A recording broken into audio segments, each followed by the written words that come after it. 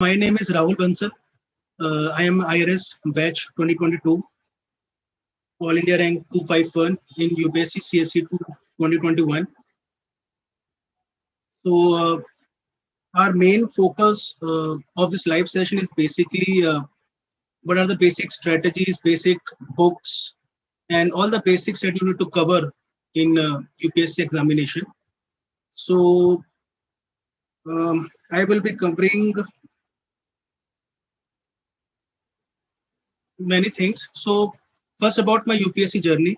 So, I started preparing UPSC in about 2015, 2016. Uh, Gave my first UPSC probably in 2016. Couldn't clear prelims. In 17, couldn't clear mains. 18, couldn't clear interview. 19, couldn't clear prelims.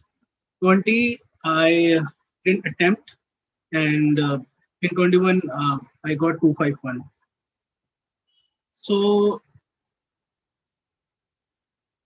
before UPSC, I was working as assistant section officer in Ministry of External Affairs through SSC. Before that, I was data analyst in ZS Associates, and for very brief period, I've also worked in Google. Before that, I worked as a software engineer in a startup in Delhi. So this is all about my journey to UPSC. In fact, I am a BTech engineer also, IT engineer. So starting with prelims. How to start with prelims? Probably it is the most difficult part of the UPSC because it is really unpredictable. Every year, how many questions you will get from your basics and how much you will get from your current affairs is little dicey.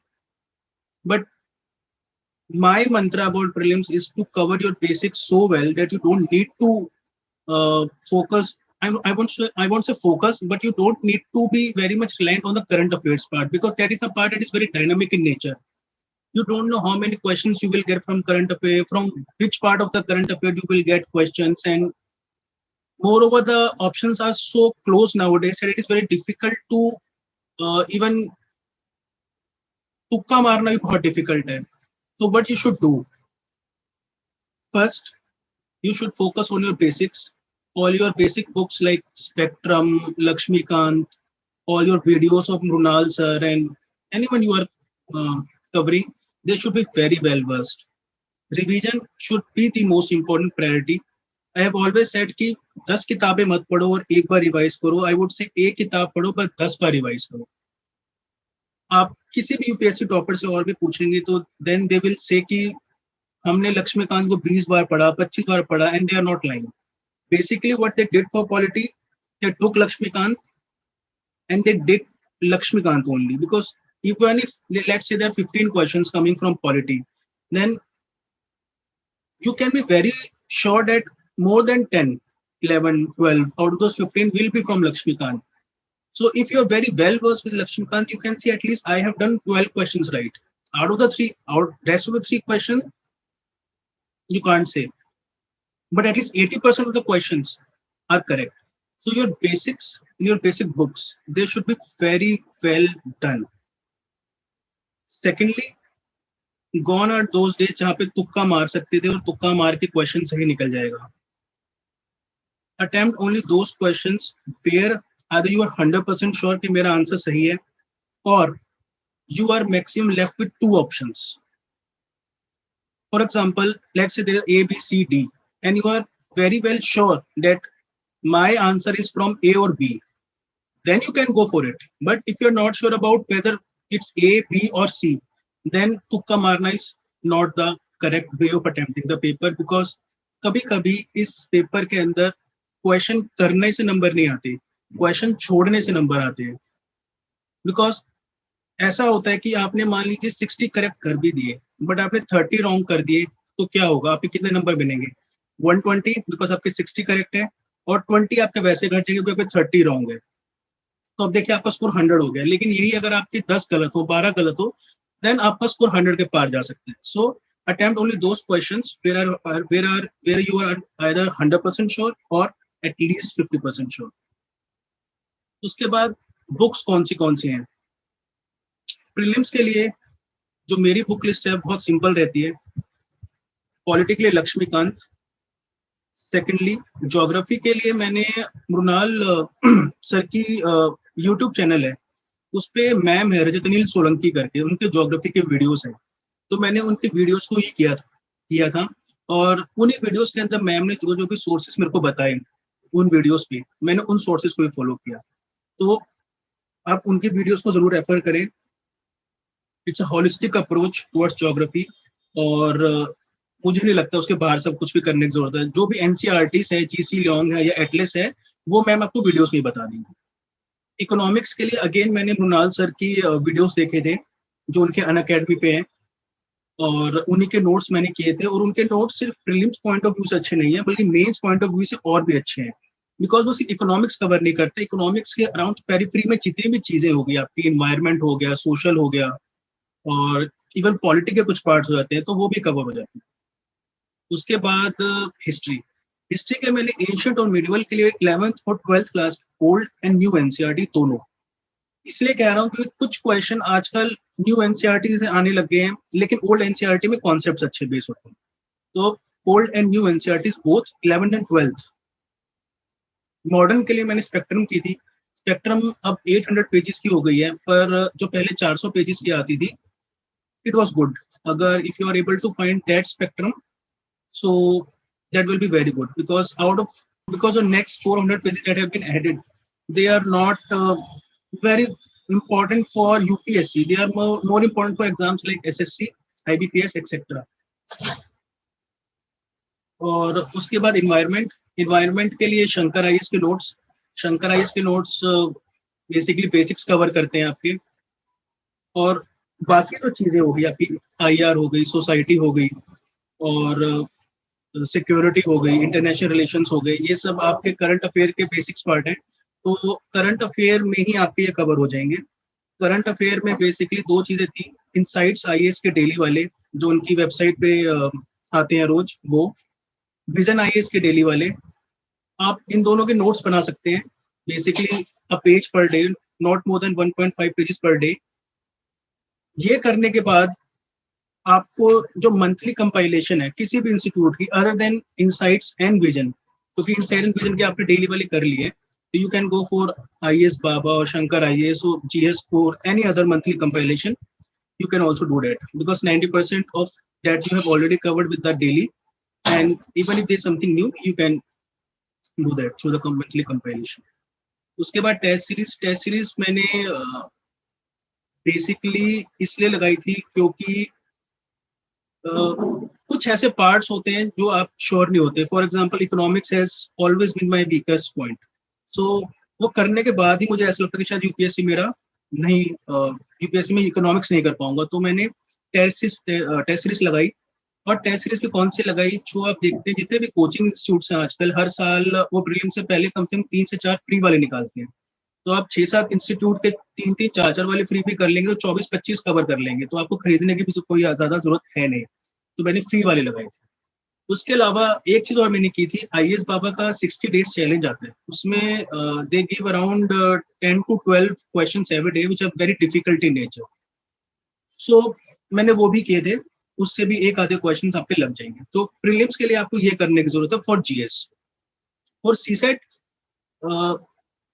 CSAT क्योंकि मैंने SSC clear किया हुआ था पहले, और काफी ठीक margin से क्लियर किया था, तो मेरे लिए सीसेट इतना डिफिकल्ट नहीं था। लेकिन for anyone who find CSAT difficult, what they can do, they can एक एसएससी की बुक आती है, राकेश यादव, मैथ्स नोट्स, तो आप वो कर सकते हैं। उससे आपके जो ट्रिक्स वगैरह हैं, क्योंकि CSAT it's all about tricks, her question को आपको पेपर पे सॉल्व करने की जरूरत नहीं होती, बहुत सारी चीजें आप ऑप्शन से भी कर सकते हैं या फिर क्वेश्चन की लैंग्वेज से भी समझ सकते हैं। तो राकेश यादव के नोट्स करने के बाद आपको वो इजी लगेगा, मैथ्स नोट्स करके आते हैं। दूसरा, फॉर इंग्लिश, सिंस इंग्लिश में आजकल रीडिंग कॉम्प्रिहेंशन ही आती है, तो what you can do, CAT में भी आजकल रीडिंग कॉम्प्रिहेंशन ही आ रही है as a part of verbal ability, so you can refer previous year CAT questions, they will be really helpful. तो ये तो हो गए प्रीलिम्स के लिए। और सीसेट के लिए फाइनली आई वुड से कि at least attempt last previous 3 to 4 year question CSAT, because CSAT has become very difficult, and those who don't like maths or English, they will find CSAT very difficult. So at least attempt 3 to 4 year previous year questions and see whether you are doing good or not. Because if you're not doing good in CSAT, then preparing for GS prelims or mains is totally irrelevant. So please cover the CSAT very properly. उसके बाद अगर हम देखें तो ऐसे फिर आते हैं मेंस की तरफ. मेंस से पहली चीज होती है ऐसे.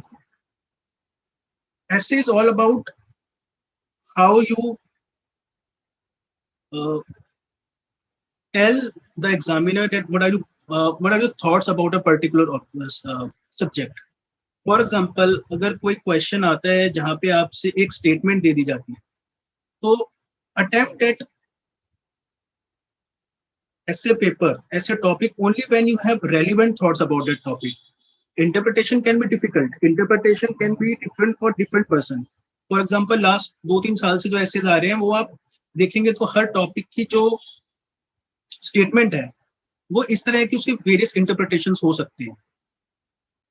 तो अगर आपको एक अच्छा इंटरप्रिटेशन समझ में आ रहा है जिसके वाइडर आप स्पेक्ट्रम में आप सोच सकते हैं, फॉर एग्जाम्पल पॉलिटिकल, सोशल और economical, scientific, ethical, historical significance, कुछ भी उसके अराउंड आप एक टॉपिक को बना सकते हैं, तभी आप उस टॉपिक को पकड़े.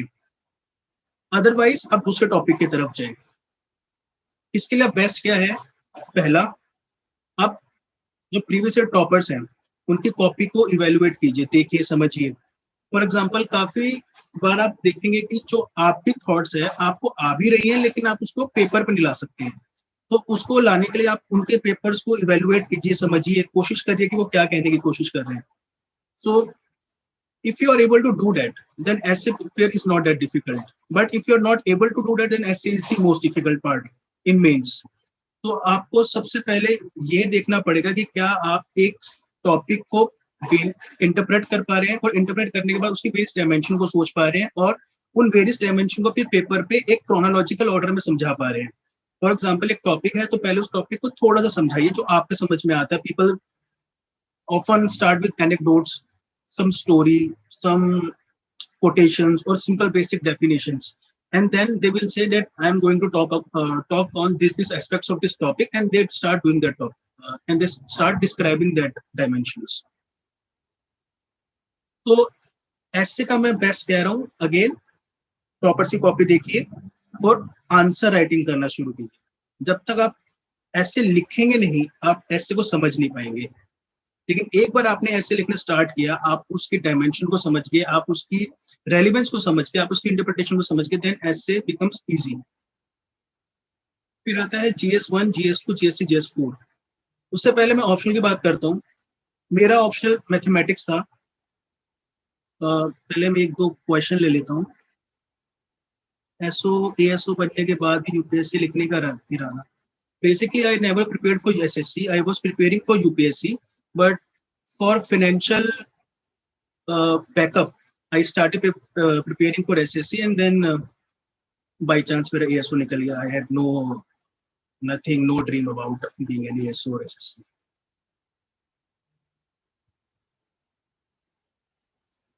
Again, इसने बोला है कि मुझे राइटिंग में दिक्कत है, तो राइटिंग का एक ही प्रिंसिपल है कि you start writing answers.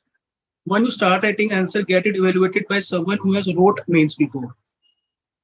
तो वो आपको बताएंगे आपके आंसर राइटिंग में क्या दिक्कत है. मैं भी आपको बताता हूँ अभी आंसर राइटिंग का क्या स्ट्रक्चर होता है. If you follow that structure और someone else structure, then it will become very easy for you.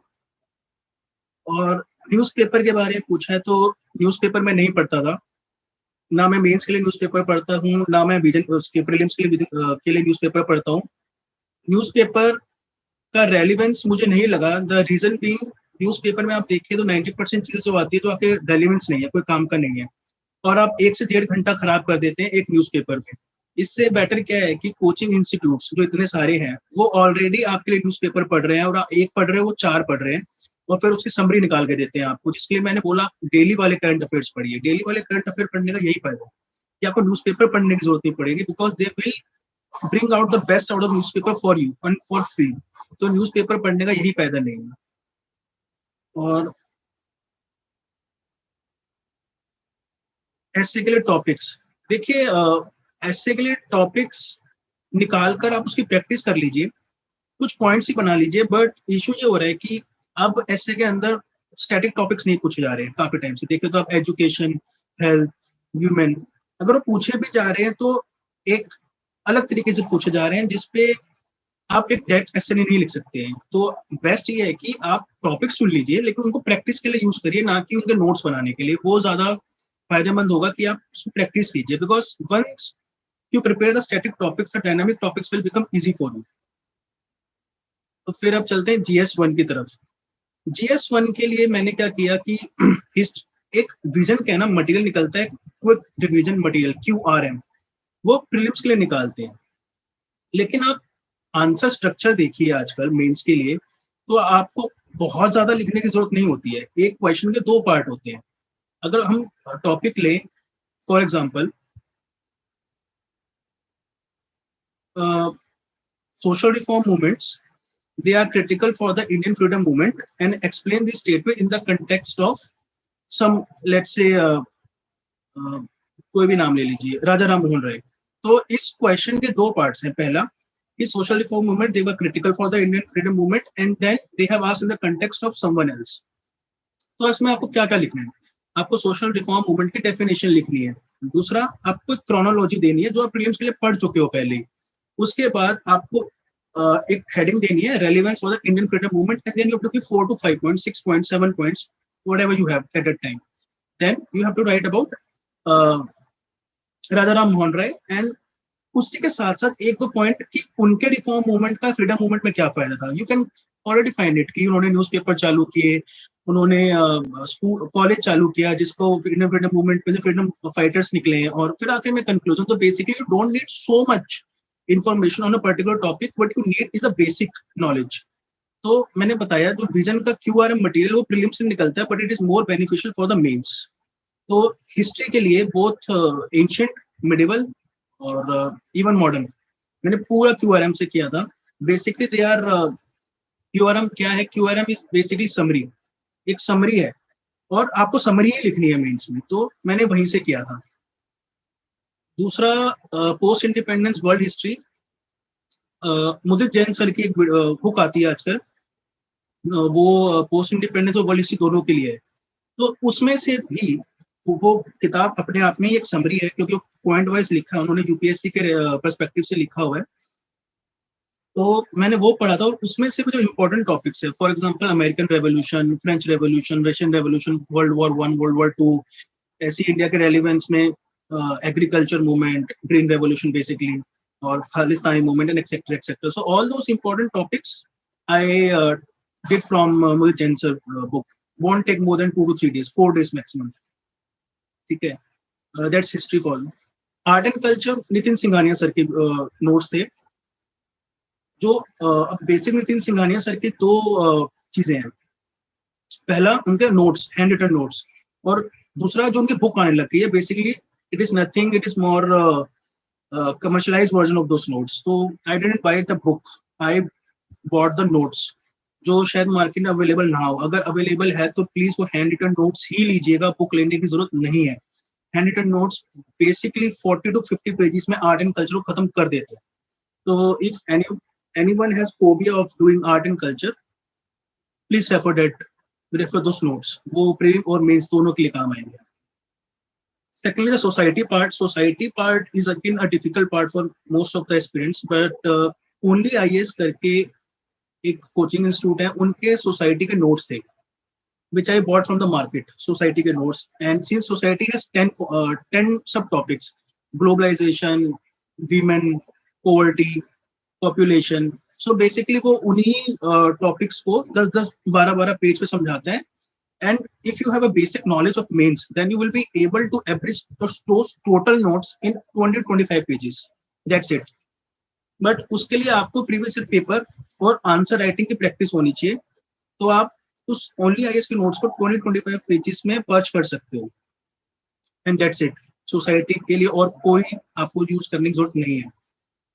Then geography के लिए I would refer again Vision का QRM material, it's again very good for geography mains, although it is for geography prelims, लेकिन आप उसको geography mains के लिए भी इस्तेमाल कर सकते हो and it's very good. Basically आपको ज्योग्राफी में करना क्या है, डेफिनेशन देनी है. For example a question comes that earthquakes have become very frequent and India has prepared it well right in the context of Turkey's recent earthquakes.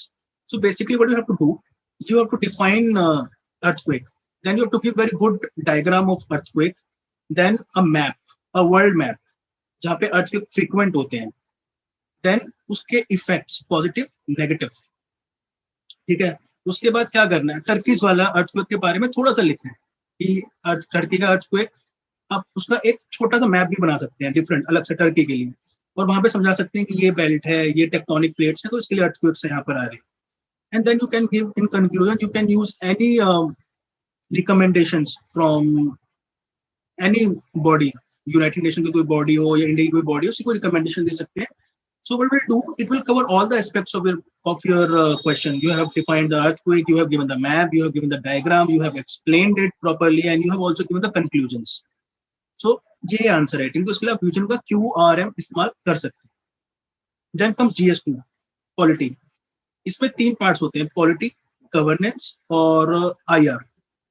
Polity and governance के लिए again I use only IS material, that is polity, उसका नाम कुछ था, only IS polity cum mains material something, and then I prepared holistically because पूरा GS2 का polity and governance part, it is covered in one booklet. It's a thick booklet. Again, you should have the ability to find out the what is important for you out of that booklet. If it's a 500 pages booklet, you should be able to purge it to at least 25 pages, 50 pages, 55 pages, so that it becomes easy for you to revise that thing when the paper are near. So आप ये कर सकते हैं. It's a good material, great material. I really liked it. For IR, I use Vision IAS Main 365 IR. इसमें भी IR में आजकल क्या है कि 3 से 4 सवाल आते हैं. 2 questions 10 markers, 2 questions 15 markers, and out of those 4 questions, 2 are really static in nature and 2 are very dynamic in nature. So you should have basic understanding of India's relationship with its neighbors, with its important partners, all the important organizations, Indian organizations, basic knowledge, so that you are able to write something even if it's a difficult country that is ask the question. For example, if they can ask a question of what is India's relationship with African country, a particular African country, now you don't know, but if you have a basic idea of India's relationship with Africa, then you should be able to write 4 to 5 points, pros and negatives, and then conclusion and some map. So that's how IR is done. Now GS3, GS3 is really wide and probably the most difficult for me, GS3, and you can see that the last year the highest marks in GS3 were 109 something. So इसके लिए क्या कर सकते हैं? GS3 में economics वाला part is it's very dynamic, and honestly I don't have any answer about it, but what I did was I did Main 365 of economics. I saw what are the topics that are mentioned in the main syllabus and prepared something about those topics from that material. Land reforms you can do again from Vision Main 365. Food processing again with Vision Main 365. Science and technology again Vision Main 365. Or environment के लिए use Vision's QRM. And something about Vision's Main 365. You have to be very patient and have a good understanding of what you should do from the QRM, what you should do from the Main 365. For the security, I did only IS security material. It's very good. It's excellent. And so GS3 में कहना कितना भी पढ़ लो, but you won't still be you cannot be very comfortable with GS3 because the questions that are being asked are so difficult in nature that answering it is not easy. But if you have enough basics covered, I think you can still attempt it. GS4 के लिए मैंने अतुल गर्ग की ethics sir की videos देखी थी. They are very good. They are 20-25 videos and I completed them in 1 month. And उसके बाद you don't need to type on anything else except those videos. Make notes of those videos, please. So GS4 is very easy. बस जो sir बोल रहे हैं videos में do it. Optional मेरा optional maths था. So not many people have maths as their optional. So I will leave that part. But I will say one thing, that if your optional is some humanity subject, then give at least 30-40% of your day to optional, because optional is make or break. Simple. Optional में 250 से कम आए, गए, 250 280 से ऊपर आए, हो गए. सो 250 280 वाला 250 वाला पार्ट रहता है उसमें, but give at least 30-40% to optional. उसके बाद personality test I will leave that part again, because I didn't get great marks in personality test, so you can refer someone else. उसके बाद कोचिंग, मैंने कोचिंग कहीं से नहीं ली थी. आई प्रिपेयर्ड इंडिविजुअली, सेल्फ प्रिपरेशन थी मेरी. Didn't go to any coaching institute and not any way else engage with any coaching institute, nothing else. उस मामले में I can't help. Previous year questions, ये previous year questions को analyze करना बहुत difficult, बहुत important है. Prelims के लिए how can you analyze? देखिए 2014 से 2020 तक ये वाले क्वेश्चन बहुत आ रहे थे कि ये रिपोर्ट किसने लिखी है, ठीक है. सो अगर आप 2018-2019 में पेपर दे रहे थे और आपने 3 से 4 साल के क्वेश्चन देखे होंगे, तो आपको एक आइडिया लग गया कि मैं इस चीज को प्रिपेयर कर सकता हूँ. सो एनालाइज करने का इंपॉर्टेंस दो चीजें होती है. पहला, कौन सा टॉपिक ज्यादा इंपॉर्टेंट है. If some topic has been asked in various years, then you have an idea that this topic is important. And secondly, what type of questions are being asked. For example medieval period से जो question आजकल आने लग रहे हैं वो किताबों से आ रहे हैं कि उस टाइम की एक पर्टिकुलर किताब दे दी जाएगी, उस टाइप का पर्टिकुलर आर्किटेक्चर दे दिया जाएगा, तो वो किसने बनाया, किस टाइम पे बना, या क्रोनोलॉजी पूछ ली जाती है. स्पेशली गुजरात प्रतिहारास के टाइम की क्रोनोलॉजी पूछ ली जाती है, या आप देखेंगे बहामनी किंगडम की क्रोनोलॉजी भी आ सकती है, और किंगडम से क्रोनोलॉजी आ सकती है. तो एक आइडिया लग जाता है कि मुझे किस टाइप के क्वेश्चन मुझसे पूछे जाएंगे और कहाँ से वो क्वेश्चन पूछे जाएंगे. तो उसको इस तरह से एनालाइज करना बहुत इंपॉर्टेंट. फिर आता है टेस्ट सीरीज. अगेन मैंने बताया था जैसे प्रीलिम्स के लिए either you can go for any test series, but to make sure that I have a variety of questions, I did the free test of 6 to 7 coaching institutes, और मेरे पास 30-35 question paper हो गए जो free भी और variety भी offer कर. Mains के लिए मैंने शायद विजन आईएएस की टेस्ट सीरीज ली थी, बट मैंने इस साल सिर्फ एक पेपर अटेम्प्ट किया था, वो भी चेक नहीं किया था. तो क्योंकि मेरे को 4-5 साल एक्सपीरियंस हो गया, तो मुझे इतना ज्यादा फोकस करने की जरूरत नहीं थी टेस्ट सीरीज के लिए. But if you are new, किसी भी टेस्ट सीरीज को ले लीजिए, कोई भी, नॉट नो विजन हो, इनसाइट्स हो, आईएएस बाबा हो, बाजीराम हो, whatever you want, but make sure आप उसको चेक करवाइए, इवेल्युएट करवाइए, और इवेल्युएट करने के बाद जो जो चीजें वो बता रहे हैं उसके ऊपर फोकस कीजिए. बट एक चीज मैं पहले बता दूं, if you are not doing well in test series, it doesn't mean you will do bad in the papers, and if you are doing good in the test series, it doesn't mean you will do good in the papers. It's just a self evaluation, but it's not even close to what the real paper, the real exam is. उसके बाद अगर हम देखें तो NCERT से क्या importance. देखिए NCERT की इंपॉर्टेंस मैंने बताया, हिस्ट्री के 11th-12th की old and new NCERT 11th-12th की, और ज्योग्राफी के लिए मैम जो अपनी वीडियो में बताती है 6ठी से 12वीं की एनसीईआरटी है. उसके अलावा मैंने कोई एनसीईआरटी नहीं की, ना इकोनॉमिक्स की, ना पॉलिटिक्स की, ना इन्वायरमेंट की, ना किसी और चीज के लिए, ना सोसाइटी के लिए, nothing. So it's all about how you are using the basic material.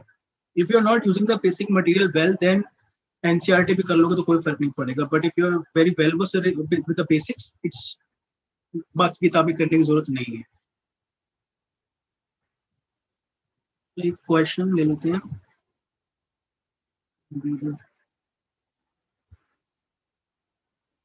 देखिए, there is nothing to fear if someone has cleared the paper in 4th attempt or someone is IITian. मैं जब लबासना गया FC करने, then there were a lot of IITians जिन्होंने 6ठे attempt पे निकाले, and I can tell you there was an IITian जिसने 9वें attempt पे निकाला है, and there were non IITian जिसने फर्स्ट अटेम्प्ट में निकाला है. श्रुति Sharma was not an IITian. उन्होंने अपने सेकंड या थर्ड अटेम्प्ट में निकाला है. सेकंड अटेम्प्ट में कुछ इशू हो गया था, otherwise she would have been the first ranker in the second attempt also. So don't worry about it. Start preparing and start check yourself whether you are good or not. If you are good, then IIT का छप्पा लगाने की कोई आवश्यकता नहीं है। I have made the notes of mains for all subject. Can I put in 3 months for mains? देखिए notes बना लिए बहुत अच्छी बात है, लेकिन ये कहना कि 3 महीने में प्रिपेयर तो कर सकते हैं, ऐसा कुछ नहीं है। मेरे पास तो नोट्स भी नहीं थे, तो मैंने 2020 का छोड़ दिया था and had some personal issues, तो मेरा तो 1.5 साल का गैप आ गया था। जो नोट्स बने हुए थे वो भी किसी काम के नहीं थे। And I had only 2.5 months, इस 2.5 months में 15 days तो आई हैड कोविड, तो मेरे पास ये 2 महीने थे, तो मैंने 2 महीने में ही प्रिपेयर कर लिया था, तो there is nothing like that. उसके बाद टाइम टेबल कैसे बनाया जाए? देखिए टाइम टेबल, मेरा टाइम टेबल बहुत अलग था, पहले मैं बता देता हूँ। I was doing a job as an ASO from 9 to 5। Secondly I am married and I have kid, so you can think कि कितना डिफिकल्ट है मेरे लिए सब कुछ मैनेज करना। तो 1 घंटा मेट्रो में ऑफिस जाते हुए, 1 घंटा मेट्रो में ऑफिस आते हुए, 1 घंटा लंच में, 1 घंटा बीच में निकालिए और 2 घंटे घर पे। सो मेरे तो कंटिन्यूअस भी नहीं था, मेरा time table was very difficult. So prepare the time table according to what you are. ठीक है, मतलब अगर आपको लगता है कि मुझे 10 घंटे देने की जरूरत है, तो prepare the time table according to those 10 hours। If someone is good enough तो 6 घंटे में कर लेता है, तो 6 घंटे का टाइम टेबल बनाएगा। Don't push your self. ठीक है, लेट मी टेल यू, अगर आप 6 घंटे अच्छे दे रहे हो ना क्वालिटी वाले, तो इट डजंट मैटर कि आप सिर्फ 6 घंटे दे रहे हो। व्हाट्स मैटर कि आपने क्वालिटी कितनी अच्छी अटेम्प्ट की है। बेसिक्स कवर कर लिए हैं तो रिवीजन में भी इशू नहीं आएगा। बेसिक्स कवर नहीं है तो 20 घंटे लगा लो या 25 घंटे लगा लो, इट डजंट मैटर। उसके बाद हम देखें तो मैंने यूपीएससी में क्या गलती करी थी। किसने पूछा जॉब करते हुए एग्जाम पास किए थे? जी हाँ, मैंने जॉब करते हुए एग्जाम पास किए थे, और मेरी शादी भी जॉब करते हुए प्रिपेयर करते हुए हुई थी, और I have a baby also, 2 years baby, तो उसको भी संभालना बहुत डिफिकल्ट था प्रिपरेशन के टाइम। तो my time table was according to that. अब मैंने यूपीएससी में गलतियां क्या करी? पहले में मैंने गलती ये करी कि पहले में तो टू बी ऑनेस्ट में तैयार भी नहीं था, अगर मैं खुद भी कहूँ तो तैयारी अच्छी नहीं थी। सेकंड में मैंने क्या किया कि मैंने सिर्फ प्री पे फोकस किया, मेन से फोकस कभी किया ही नहीं, तो प्री हो गया, मेंस नहीं निकला। तीसरे में मेंस में इंप्रूवमेंट हुई, लेकिन प्रॉपर आंसर राइटिंग का फॉर्मेट मुझे समझ नहीं आया था।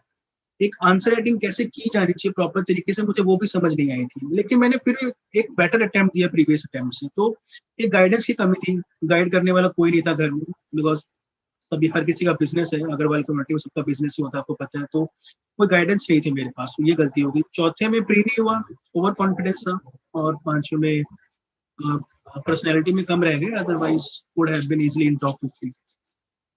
तो अगर आपको कोई सवाल पूछना है तो आप पूछ सकते हैं।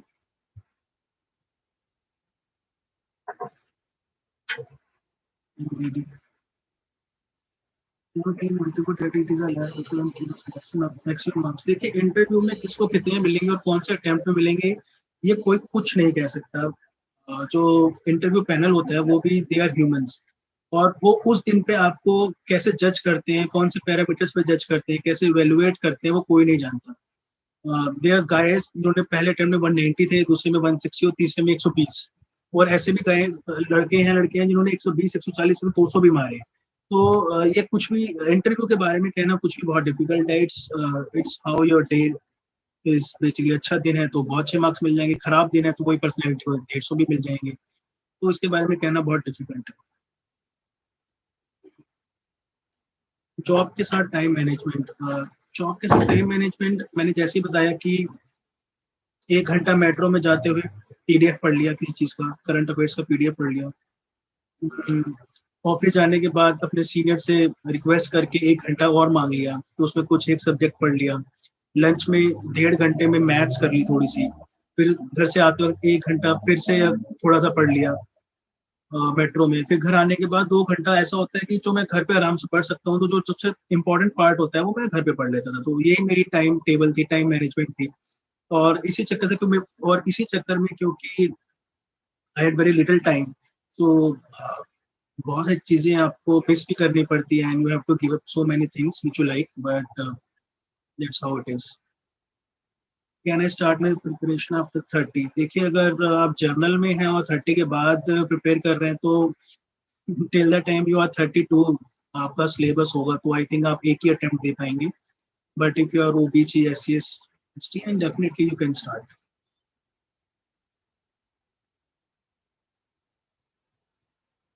Any questions? Anyone else? If you want to ask, you can go ahead.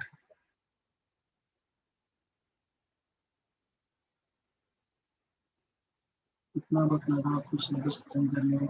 देखिए, सिलेबस खत्म करने में अगर मैं प्रॉपर टाइम टेबल, अगर मैं आपको एक प्रॉपर स्ट्रेटेजी बताऊं, तो आप एक साल में, less than, not even a year, आप 12 मंथ, 10 मंथ्स में आप पूरा सिलेबस, जिसमें आपका एसे, एथिक्स, ऑप्शनल और पूरा प्री, आप आराम से कवर कर सकते हैं विद आराम से 3 to 4 रिविजन्स। तो अगर आपको प्रॉपरली सिलेबस खत्म करना है तो आप 10 महीने मैक्सिमम यू विल टेक। मुझे भी शायद इतना टाइम लगा था, कुछ ज्यादा लग गया हो क्योंकि गाइडेंस नहीं थी, बट अगर बस गाइडेंस है तो मुझे नहीं लगता 10-11 महीने से ऊपर आपको लगना चाहिए with revision.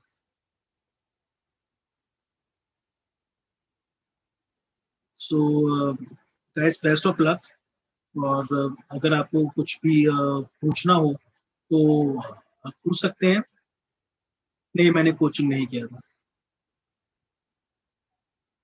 So best of luck to all of you. If you have any question, तो जब ये वीडियो अपलोड होगा तो आप वहाँ नीचे क्वेश्चन डाल दीजिएगा, एंड कोशिश करूंगा आपको आंसर करने की। Thank you so much and thank you for time. Thank you.